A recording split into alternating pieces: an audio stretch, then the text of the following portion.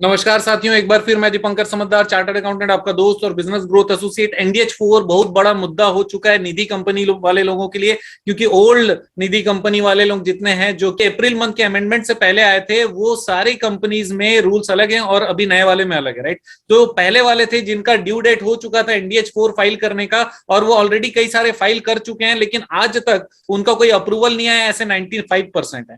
5% ऐसा है जिनका सीधा रिजेक्शन आ गया। एक क्या हो गया, जिनका अप्रूवल नहीं आया, दूसरा जिनका रिजेक्शन आ गया। अब रिजेक्शन नहीं आना चाहिए फ्यूचर में। जिसका भी अभी NDH4 फाइल नहीं हुआ है, उसको क्या क्या चीजें ध्यान में रखनी ये जानना जरूरी। उसके लिए रिजेक्शन क्यों होता है आपका जानना बहुत ज्यादा जरूरी है, और उसके हिसाब से हम लोग अपनी तैयारी रखने वाले हैं। तो मैं आज आपको जो पॉइंट्स बता रहा हूं, ये रिजेक्शन लेटर के पॉइंट्स है, जो कि आधिकारिक रूप से हमारे बहुत सारे कंपनियों को आया है। सबसे पहले लिखा रहेगा एप्लीकेशन एग्जामिन हुआ और रिपोर्ट मांगे गया रीजनल डायरेक्टर से वाया ईमेल। कौन से ईमेल किया था, कौन कौन से डेट पे, ऐसा लिखा रहेगा। और एग्जामिनेशन करने के बाद उनको क्या मिला, ये उसके बाद वो पॉइंट वाइज लिखते हैं। For example, the company was incorporated on 18 अप्रैल 2019। ये कोई भी डेट हो सकता है, ये एग्जांपल वाला डेट है, किसी कंपनी का नहीं है। It has not maintained net own fund of 10 lakh rupees. देखिए, जब भी हम लोग शुरू में बात करते हैं निधि कंपनी बना रहे हैं, तो नेट ओन फंड 10 लाख रहना ही चाहिए, उससे कम नहीं होना चाहिए। आपने NDH4 फाइल किया, इसका मतलब आपने एक साल बाद फाइल किया, तब भी अगर आपने 10 लाख नहीं मेंटेन किए तो ऑलरेडी आप बहुत बड़ा वायलेशन कर रहे हो। और ये चीज उन्होंने कहां से देखा, AOC4 में देखा, जहां पे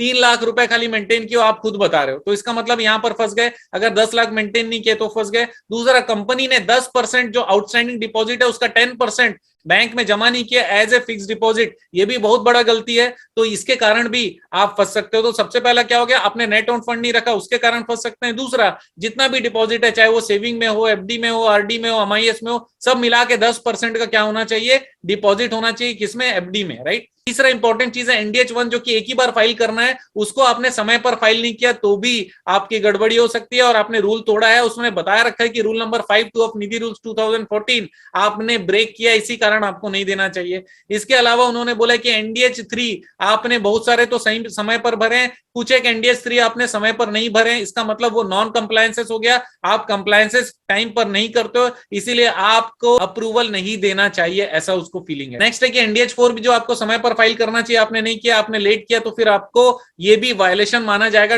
रूल नंबर 23A निधि रूल्स 2014 का। नेक्स्ट है, the company has not furnished the auditor certificate to be attached with audit report. Audit report जहां पे अटैच करना चाहिए AOC4 में, वहां पे खाली फाइनेंशियल स्टेटमेंट अपलोड कर दिए। ऑडिट रिपोर्ट वाला पन्ना आपने जो कंपनीज एक्ट के हिसाब से, कंपनी लॉ के हिसाब से लगाना चाहिए, वो आपने लगाया ही नहीं। तो वहां पर भी प्रॉब्लम हो गई, क्योंकि कौन कौन से फाइनेंशियल ईयर का आपने ऑडिटर्स रिपोर्ट नहीं लगाया, फाइनेंशियल स्टेटमेंट लगाया, ऑडिटर रिपोर्ट नहीं लगाया, वो भी वो वहां पर बता देता है। और बता देता है मतलब वो गलती है, और गलती है तो नहीं देना चाहते हैं। NDH3 जो आपने फाइल किया है, उसमें सिक्योरिटी कौन कौन से टाइप का आपने बताया नहीं, जो कि रूल नंबर 15 के हिसाब से बताना चाहिए, आपने नहीं बताया। तो टाइप ऑफ सिक्योरिटी आपको बताना बहुत जरूरी है NDH3 में, इसको मिस नहीं करिएगा। Next, it is noted from NDH3 से नोट किया उसने, the company has shown loan granted against immovable property which is more than 50% of outstanding loan. ये पहले ही बताया जा चुका है निधि रूल्स में कि 50% से ज्यादा इमूवेबल प्रॉपर्टी पे लोन नहीं होना चाहिए। तो क्या हो जा रहा है, वायलेशन हो जा रहा है। कौन से रूल का वायलेशन हो जा रहा है, rule number 15 bracket 4 bracket small b of the Nidhi rules 2014। ये भी गलती मत करिएगा। जितने पॉइंट बता रहा हूं, ये गलतियों को अपने को ठीक करना है या गलती नहीं करना है।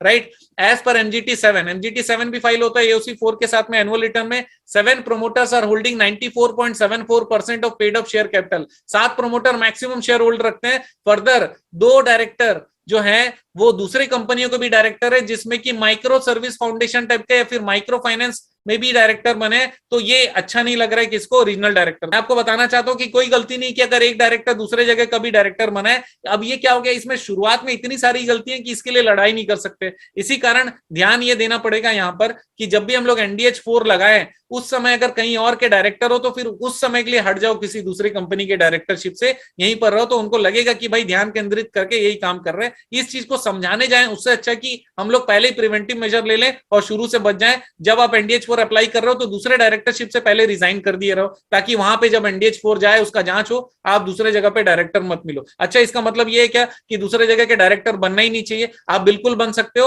और ये कोई गलत नहीं है। ये जस्ट मैं सेफ्टी के लिए बोल रहा हूँ कि नाम मात्र के लिए बने हो तो हट जाओ, अदरवाइज कोई दिक्कत नहीं, हम लोग लड़ लेंगे, जीत जाएंगे। अच्छा, ऐसा क्यों बोला कि भाई दूसरे जगह का डायरेक्टर है तो इनको प्रॉब्लम है? ये बहुत फालतू रीजन है। इसका मतलब ये कि इसने बोला कि निधि का मतलब और कारण ये होता है कि लोगों के अंदर में थ्रिफ्ट और सेविंग का आदत पैदा करना। भाई मैं दूसरे जगह का डायरेक्टर हूं तो आदत पैदा नहीं कर पाऊंगा क्या?